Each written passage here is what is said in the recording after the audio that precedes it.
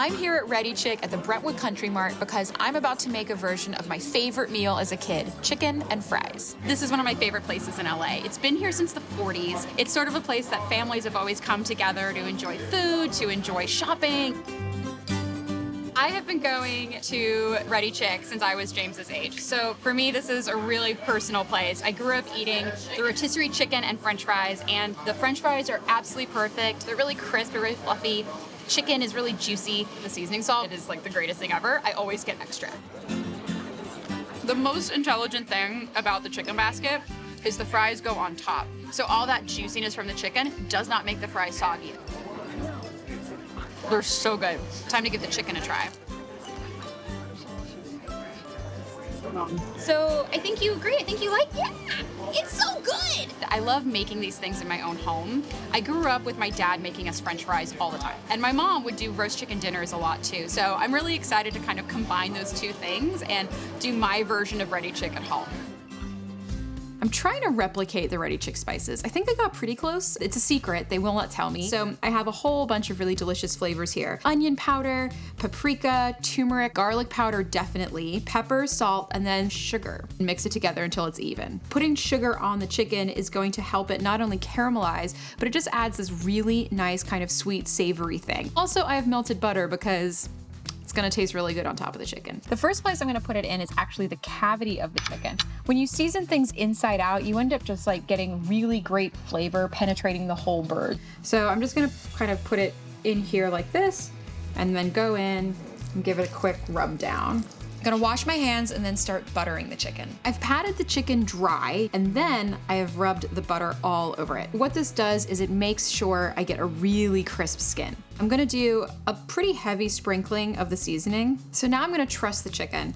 This way you just end up cooking everything really evenly. I'm just going to jiggle the string up to the midpoint of the chicken, and then I'm gonna crisscross it, loop them underneath the legs, put the legs on top of each other, and then tie them in a bow. That chicken's not going anywhere. This is gonna go into a 425 oven for about an hour and a half, just until the juices run clear and the chicken is fully cooked through. If it looks like it's getting a little too brown on the top, you can just put aluminum foil over it and then let it finish baking. The chicken is about 20 minutes out, so I'm gonna get started on the fries. These French fries are really close to my heart because this is what my dad would make us basically anytime someone had a bad day. To me, these are the best French fries in the world. But it's very funny because it's literally just a russet potato and then some vegetable oil, and that's it. All I'm doing is going through and just slicing my russets about like a ½ inch thick. I'm not bothering with peeling them. I like the skins. This is about the correct size for me. You know, you can see it's pretty thin. This will fry really, really well. For normal people, it's about 1 to 1.5 potatoes per person, depending on your French fry enthusiasm. I'm gonna start actually frying them off. So the oil is up to 350 degrees now. You wanna make sure you're using a really heavy frying pan to do this and that you check the temperature frequently. All right, so it's gonna bubble up a lot. Be prepared. I'm just gonna kind of gently push them around just to make sure I don't have any clumps. We're just gonna let that do its thing, and once all of the water is kind of dissipated and the oil isn't quite so bubbly, you can get a better look at it and kind of see how golden brown they're getting. But we want a really nice deep golden brown front. This is always the point where I would harass my dad because I'd look at this and be like, are they done? Are they done? Are they almost done? And he would just look at me stoically and be like, no, another few minutes, my dear.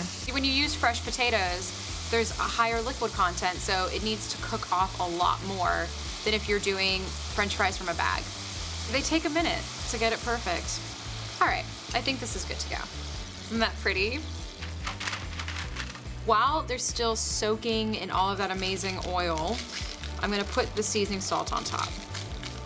You can see it's like a little crispy, crunchy on the outside. The skin has started puffing away. All right. Oh yeah. Just like my dad makes them. All right, turning off the heat. Last bit of seasoning. One for the road. It's time to serve these with the chicken. I've been letting it rest for the last 20 minutes, so it's gonna be perfect together. It looks glorious, oh my gosh. I just love the coloring, and that's where the spice rub really just adds a lot aesthetically. It just makes the chicken look so good. First, we're going to trim the truss, just like that. Oh my gosh, it's perfectly cooked. So I'm just gonna trim it right along the joint. Truth be told, carving meat is not my strength. I usually pawn this off to somebody else around the holidays. It must be the magic of everybody watching me, but somehow it came off successfully. This seems like a more reasonable amount. Maybe just a little more. Oh, that's so good. The chicken is so juicy and moist. It's a tiny bit sweet, but very savory. It's just a great combination of flavors. A perfectly cooked chicken with just a giant mountain of French fries really sends me back to my childhood. It's so fun getting to share this with James. James's first French fry was at Reddi Chick, so I'm so happy that we get to have this as a family treat at home. It's so good.